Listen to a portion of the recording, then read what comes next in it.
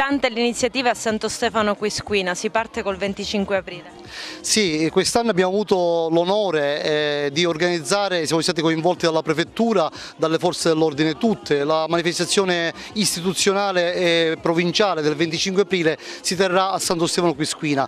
Sarà un momento importante, io sono orgoglioso di avere tutti a Santo Stefano, avremo anche i colleghi sindaci, tutte le forze dell'ordine, avevo posto la candidatura lo scorso anno, considerando che questa ormai è una manifestazione istituzionale itinerante, quindi il 25 aprile sarà un primo momento, continueremo anche come da statuto con le giornate della memoria e della legalità, il ricordo di Lorenzo Panepinto e di tutte le vittime di mafia. Anche qui ci saranno 3 giornate dal 15 al 17 maggio. Naturalmente altre iniziative collaterali, noi continueremo anche con la promozione del territorio in sinergia col distretto rurale di qualità, col Galsicani, col Parco dei Monti Sicani.